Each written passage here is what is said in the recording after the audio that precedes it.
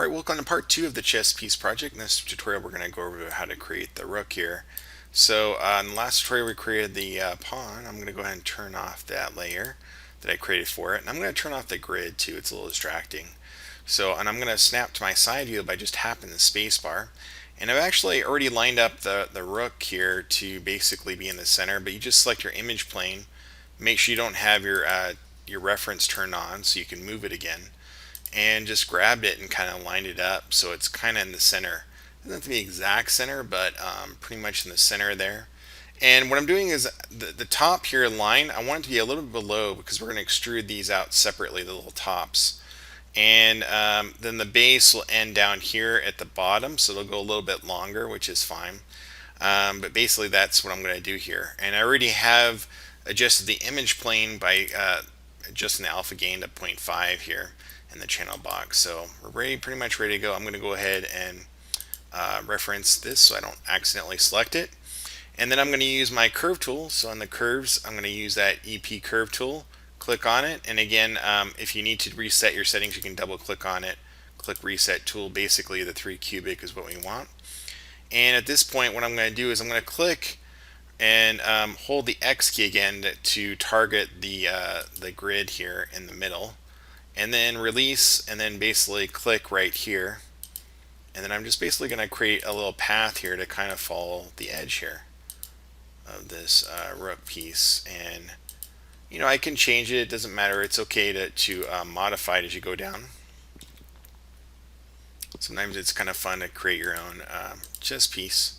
That's the whole point here, is you're trying to do that. So you can even modify the design. Maybe I don't want the extra lip there, so I'm just going to skip it and go down here. This one, maybe I'll try and create a more straight sort of path. And then this one's going to come down quite a bit further. And then again, I'm going to click in the center here on this one by holding the X key and click that. And then once I do that, I hit enter, accept that path. At that point, again, if you need to modify this path, you can right click on it, go to control points, and you should be able to select these individual points, which is like selecting on, or the control vertices, I mean. And it's like basically just selecting the little verts here. And basically you can move these points anywhere you want. So maybe I'll move a couple of these. Maybe spread out that guy. I like the profile here, looks cool. This one, I think I want to bring this up a little bit to kind of, there we go, like that better. And then we got an overlapping profile here, so that's not good. There's definitely an issue there. We have to correct that. So we can do is kind of pull these across and just kind of modify that. There we go. Something like that. And again, I'll probably end up flattening the bottom here. So I'll go ahead and pull it up a little bit just so to have it good there. And then click on object mode, escape out. So now I can go to my perspective view. And by the way, if you're, I think I forgot to mention this, but if your image plane is centered like mine was originally, you can grab it and kind of pull it out. So if it's in your way, just push it back like I did there. So now I'm going to select that path, and then go to the surfaces menu set. So again, I'm in the modeling set, and then go to the surfaces, click on the dotted line to break it off. And then when we're going to use the revolves, we're going to go to the options by clicking the little square. And I'll go ahead and edit reset settings. Basically the top part can leave all pretty much the default. Where you're going to change is go to polygons, scroll down, choose quads, and then click on count. And this time I'm going to increase it to, I think 500 worked pretty good for this particular image. And then I'm going to click apply, and we'll see how that looks. I'll go ahead and close this out, and it looks pretty decent. Now it is a polygon mesh, so we need to reverse the normals. I showed you this before. I have it in my custom shelf here, reverse normals, this little icon here. But it's under mesh display, and there it is, reverse. Click that and it will swap it out. So and in this point, what I want to do is go to the top here, and I want to select some of these faces. The rook has these like little castle pieces that kind of come out. So I'm going to grab just the arrow tool with this and select these. Again, with your modeling toolkit, just go to face mode. And I'm going to select, I don't know, 3, and then I'll skip one, and then 3, and then skip one. Let's see how this works. Sometimes the numbers don't quite work out, but we'll see here. So that worked out. So we have essentially 5 little sections with 1 around each one, and that works out pretty good. Now I could end it there, or I could carry out the whole lip.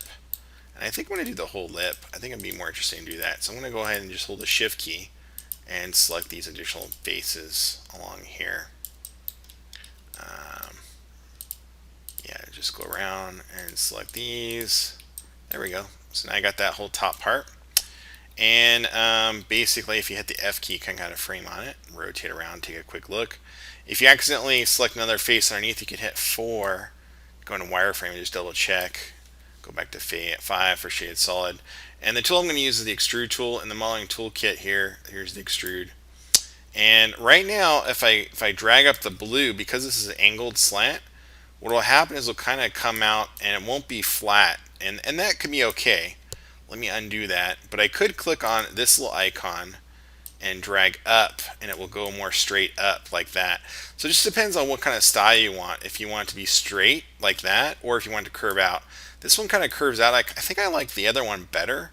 So if you click on this, it goes in the normal direction versus the world direction, this little widget here. So you just got to click on that and decide which way you want. I kind of like the curving out more like that. I think that looks kind of cool. So something about that much. Looks like it's 1.43 or 0.143 is the translation depth there. And yeah, that looks pretty good. So now let's add some edge loops to add some extra detail. Again, the insert edge loop tool is under the mesh tools here. Insert edge loop tool. Click on the options. Make sure relative distance is selected. And so I have it as a hotkey here set up. So basically what I'm going to do is I'm going to sharpen a couple areas. So I want to add one right here and right here to sharpen out this point as it comes out. And I want it to be sharper on the inner part here. So I'm going to add one here and one here. And then I actually want to modify some of the mesh down in there. But let me just, since I have the edge loop tool, let me select some other things to modify.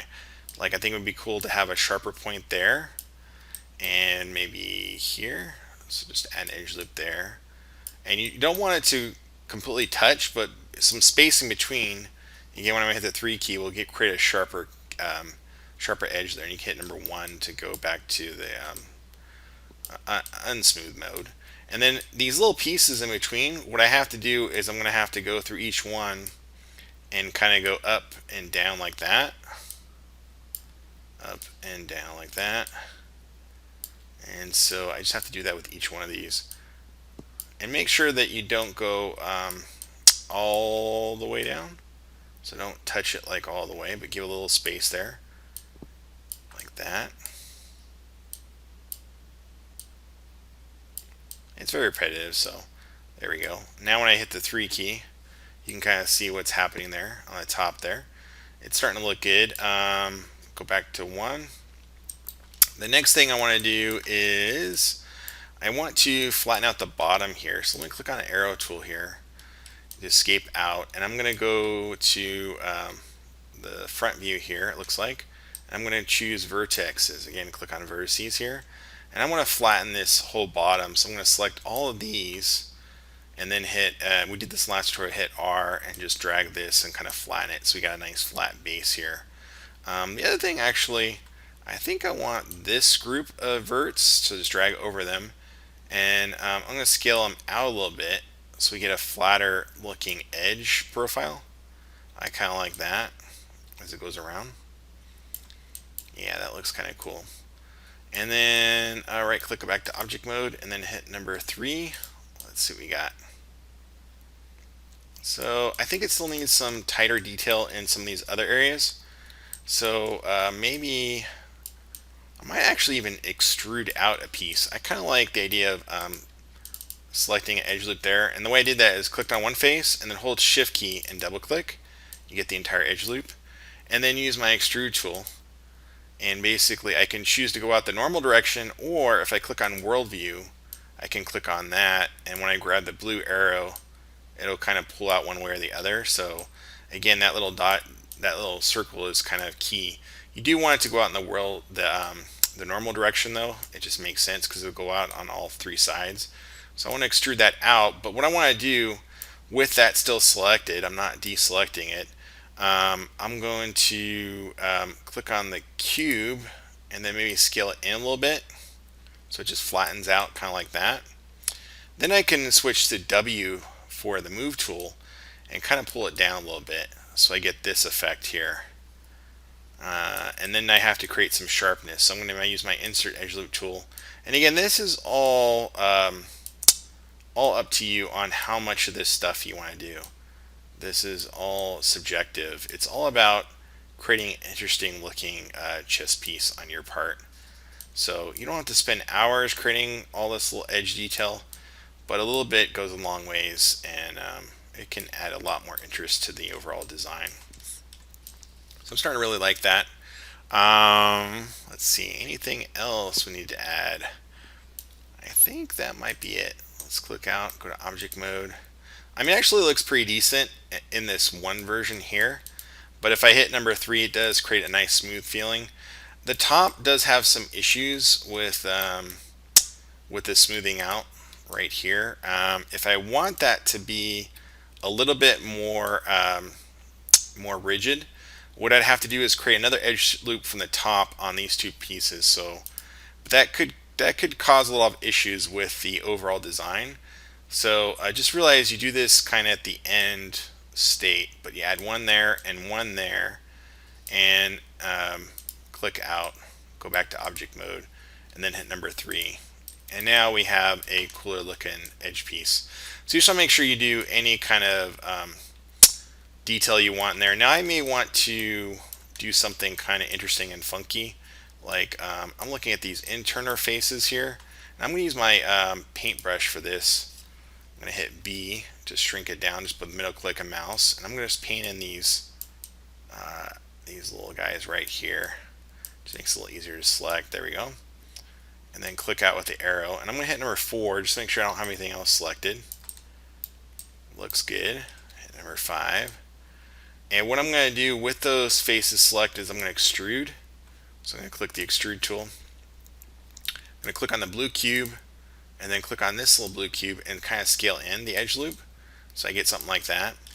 And then I'm going to hit G, which will repeat any action that I just did. And I'm going to grab the blue arrow and kind of drag downwards. I'm only going to drag a little bit, so I just don't have to add edge loops later on. This will add more detail there. And then hit G again and grab the blue arrow and kind of pull down further. So we have like a whole kind of thing going on there. And then hit G one more time and just pull down just a smidge more. And again, this is just saving me time, so I don't have to add edge loops along there. I'm going to add edge loops in here though. So I'm going to double click on this tool here, and I'm going to add multiple edge loops and select 2, and then just click right in there, and that'll just give me a little bit more detail for that circle base to kind of hold it. Click out with the arrow, go back to object mode and hit 3, click out, and now I got this cool kind of like recessed area for the rook to kind of play in. I'm pretty close to being satisfied. I'm not crazy about the roundness at the bottom. So I'm going to add just a few more edge loops around here, and it looks like, yeah, when I scaled the tool here, it looks like I messed up some of the geometry. I'm trying to think, because what needs to happen is these need to be scaled according to this one. So what I could do, I'll just show you one, and then so I would select this grouping here, and then it looks like I grabbed accidentally some other ones on this side. So I could control drag, or what I could do is with the move tool selected or the scale tool, double click on it, and in the common selection options choose camera based selection. You don't necessarily want that on all the time, but this will prevent it from going to the other side. So now it'll only select this part. So I can see what happened here. So basically what I can do is go through here and select just the 2 here, because it's these 2 that are screwed up, so it's not the other ones. So I could just come through, and any of these that are screwed up, just grab them like this and then scale. So those ones are messed up. this one's messed up, and basically just kind of scale until they flatten out. They're almost all lined up. I got a few more to do here. I'm going to pause while I do finish the rest. Alright, so I cleaned that up. Again, just took a little bit of time of scaling. And this is being a little nitpicky. And then I'm going to double click on my insert edge loop tool and go back to relative edge. Close this out, and I'm just going to add another edge loop like right here. Here I want to firm up this little area here, another one here. And then I kind of want to make this bottom really crazy sharp, so I'm just going to bring that in nice and tight right there, and then click out. And let's take a look. So there it is. Looks pretty good. Let's hit number 3 on it. Got the nice smooth edge preview. And so now I can set up on my own layer. So I've got the pawn on this one. Now if it needs to be scaled up a little bit, it looks pretty good in terms of scale. It's a little bit bigger. But if I did want to scale up a little bit, I could first delete the history on this. And what is going on here? That is weird. Oh, there's an actual pawn here in the middle. That's why it's doing that. Okay, so let me turn off that pawn layer. So if I need to scale this up a little bit, I could just hit the scale tool and then kind of drag up a little bit, just to scale up a smidge. So when I turn on the other pawn here, you kind of see it's a little bit bigger. It should be a tiny bit bigger than the other one. And it's a little bit farther down, so when I bring it up, it'll be a little bit better if I move it up and move it over. But this is the two that I'm actually determining from. I'm actually ignoring the other one. That was my first pawn. Actually, this could be a little bit smaller, so maybe even just bring it back to where it was. Let's bring it back to 1. So I'm just going to highlight these guys and type in 1 and hit enter, and then kind of bring them down. Yeah, I think that scale wise looks pretty good. At this point, again, you can add texture material. You can then delete the history on this, freeze transformation, center pivot, and that is under edit, delete by type, history, to delete your history, and then modify. You have your freeze transformation, center pivot, and I didn't have those set up as hotkeys, so I like to clean up the geometry by doing all 3 of those. Boom, boom, boom. And then I would want to set this up on its own layer. So I click on the new layer tab, and then I can turn off visibility and then rename it, chess and then the rook layer. So you do that just by double clicking on it and then just type away here. So chess and rook layer, and then hit save. So that's pretty much it. On the next tutorial, we'll go over maybe how to do the bishop or the king or the queen. I'm going to let some of you probably do a few of those on your own, but you can see it pretty much follows the same process. The harder one is probably going to be the king. I would say the king, you're probably going to want a separate profile for this versus this, so maybe 2 pieces of geometry. So that might happen. Like the top here, I would have a separate piece of geometry for the bishop. The knight is going to be a lot of work. We'll kind of definitely have a tutorial on that. So until next time, see you soon. Cheers.